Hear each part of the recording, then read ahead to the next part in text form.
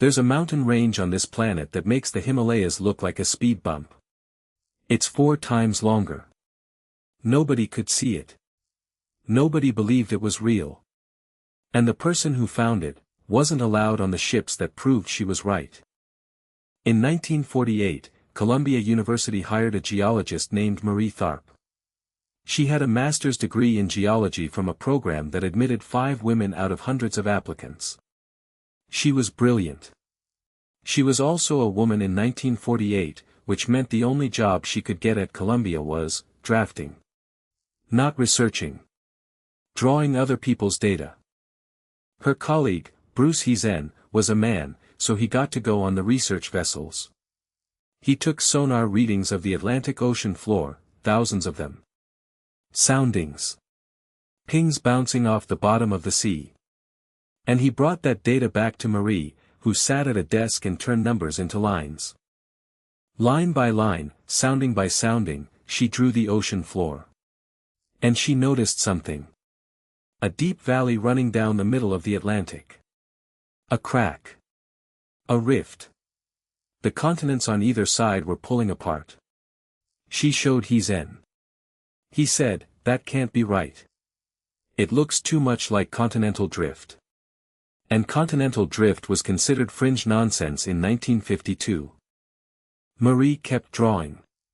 She mapped the entire Atlantic. Then the Pacific. Then the Indian Ocean. Every ocean on Earth. And the rift she found in the Atlantic? It wasn't local. It was global. A continuous mountain chain, 60,000 kilometers long, wrapping around the planet like the seam on a baseball. This was the evidence for plate tectonics. The single most important discovery in Earth science. And when Marie presented it, her male colleagues dismissed it. They called it girl talk. They said she was being intuitive, not scientific. Heezen published her work, under his name. For years, the man who couldn't find the rift got credit for the map drawn by the woman who discovered it. The Rift Valley. The Mid-Ocean Ridge. Plate tectonics. All discovered by a woman who wasn't allowed on the research ships that gathered her own data.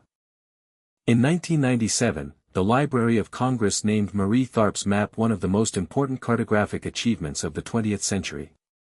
She died in 2006.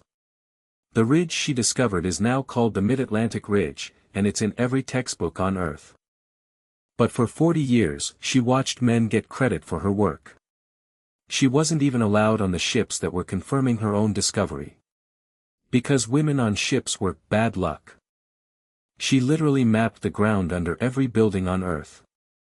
And a man got the credit for 40 years.